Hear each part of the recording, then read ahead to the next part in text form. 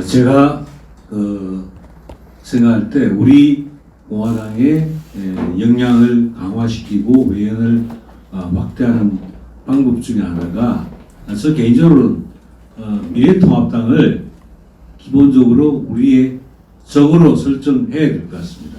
저는 그 전략이 필요하다고 생각합니다. 다만 우리가 조심해야 될 것은 그 당 지도부와 미래통합당의 일반 당원들을 좀 분리시킬 필요가 있다. 지금 미국 트럼프 행정부에서 중국을 대할 때 중국 공산당과 중국 인민들을 분리시키는 전략을 구사하듯이 우리도 정말 그 미래통합당의 지도부는 이미 보수의 가치, 헌법 가치를 다 버렸다.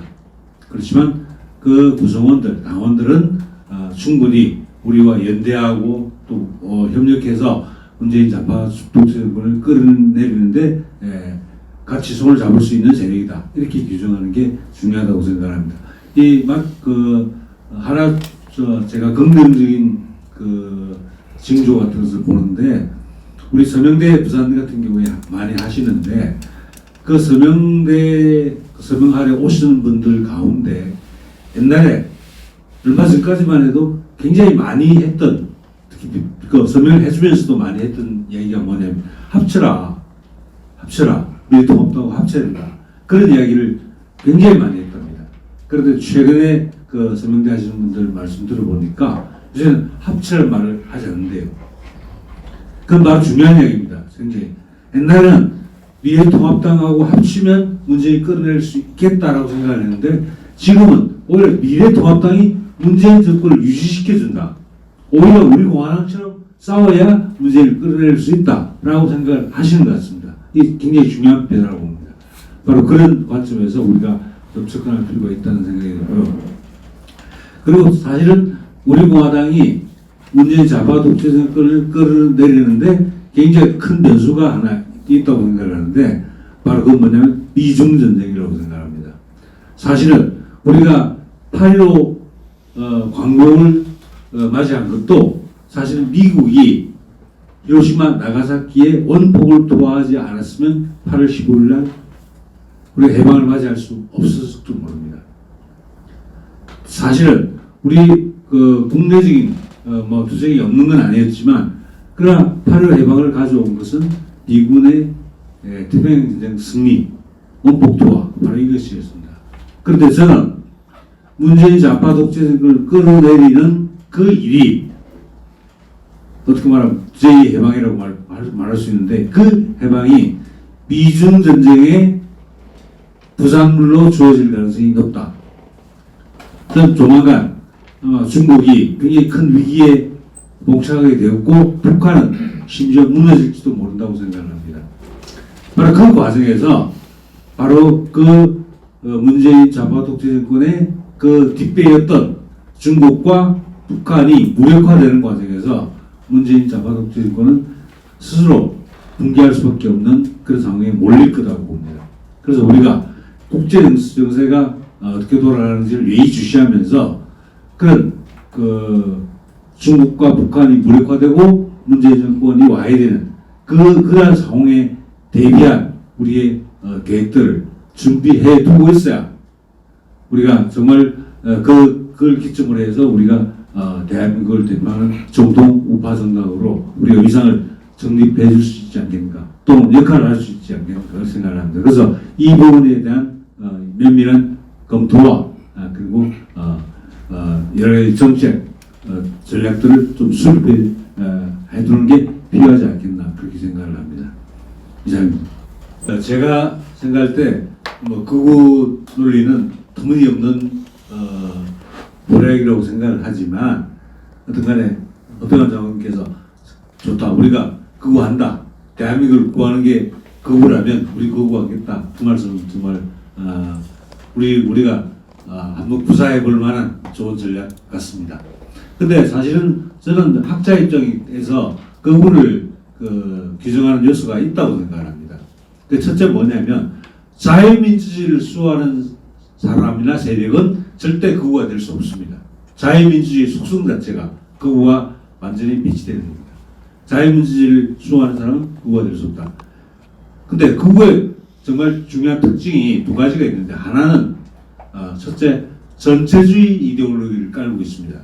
그게 민족주의나 공산주의가, 특히 이제 민족주의 같은 그 전체주의 이데올로기를 깔고 있는데, 가장 대표적인 게 독일 히틀러, 일본 군국주의 같은 것이 대표적인, 물론 이탈리아 파시즘, 이와 같은 전체주의 이데올로기를 기반으로 하고 있는 게 그겁니다.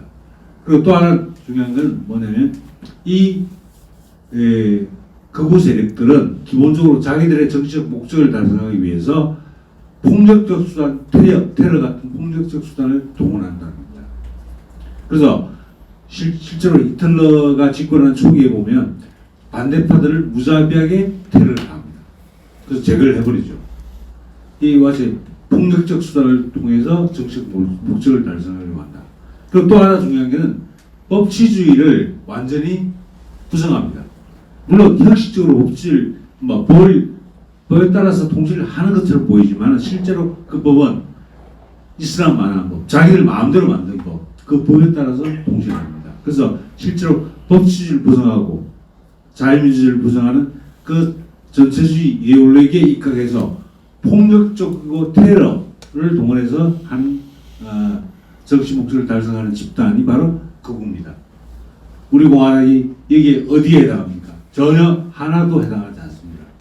그래서 학문적으로 엄밀한 의미에서 말하면 우리 공화당은 극우와 전혀 관계가 없습니다. 그럼 우리 공화당에 극우 프레임을 씌우는 이유가 뭐냐? 바로 미래통합당이 현 시국 상황에 맞서서 적극적으로 투쟁하지 못하니까, 사실은 그러면서도 또 우리와 합칠 생각이 전혀 없으니까 바로 우리에게 극우 프레임을 씌워가지고 자기들의 기득권을 공고화시키고 항고화시키기 위한 전략의 일부일 뿐입니다. 그래서 우리 공화당은 안 된다. 솔직히 그렇게 거구니까 안 된다. 이런 프레임을 씌운 겁니다. 근데 제가 생각할 때는 오히려 우리는 이제 그 미래통합당에 대해서 미래통합당이야말로 기회주의 정당, 그리고 오히려 더 좌편향된 더불어민주당보다 더 좌편향된 대가능 그런 정당. 그래서 대한민국의 정체성을 아예 허물어버리는 정당, 이런 정당으로 설정을 해서 우리가 적극적으로 투쟁한다면 그야말로 허평 장관님 말씀하신 대로 극우가 나라를 구한다. 그들이 극우라고 이름 붙인 세력들이 나라를 구한다는 평가를 얻게 되리라고 생각을 합니다. 바로 이런 부분에서 우리가 저는 굉장히 지난 정당 생활을 하는 과정에서, 특히 선거 과정에서 제가 머리를 짓눌렀던 게, 이 미래통합당을 어떻게 관계 설정을 하고 이걸 어떻게 규정하고 이 선거 전략에 우리가 미래통합당과 어떤 관계 속에서 경쟁을 해나가거나 또는 투쟁을 해나갈 것인가, 굉장히 정말 제가 숙제였는데, 근데 오히려 이번에 선거 끝나고 나서 미래통합당이 정말 본색을 드러낸 겁니다. 커밍아웃을 한 거죠. 이제는 정강 정책에서 그대로 못 받았습니다. 그리고 인적 구성으로도 그걸 본색을 다 드러낸 거죠. 그래서 저는 굉장히 미래통합당 지도부에게 고맙습니다. 당신들이 그렇게 본색을 드러내줘서 이제 우리가 당신들하고 정면으로 싸울 수 있게 돼서 정말 고맙다. 그렇게 이야기하고 싶습니다. 그러나 미래통합당 일반 당원 여러분들은 우리와 함께 언제든지 연합하고 연대할 수 있다는 것을 말씀드립니다. 우리 동지님들께서 제가 부산에서 이제 서울 집회한다고 버스를 타고 보면 같이 타고 온 동지님들이 질문을 하십니다. 지금까지 우리 열심히 대기 들어가지고 뭐 이룬 게 뭐냐고. 그때 제가 그 동지님께 드리는 말씀이 있습니다. 뭐냐면 우리 공화당이 존재한다는 것 자체가 우리가 이룬 것이다. 저는 그렇게 답변을 해드렸습니다. 저는 우리 공화당이 정말 대한민국을 지키는 구국의 간성이 된다고 생각합니다. 그리고 우리 공화당에 제가 몸담고 거기서 일정한 역할을 할 수 있다는 게 너무 자랑스럽습니다. 그래서 앞으로 우리 공화당이 이제 3년 지났습니다. 정말 지금 뭐 초등학교 뭐 입학한 수준이죠. 이제 우리 공화당이 무럭무럭 성장해서 우리가 당면한 역사적 과업들 이런 것들을 다 이룰 수 있도록 우리의 역량을 키워 나가야 되겠습니다. 동지 여러분 힘내십시오.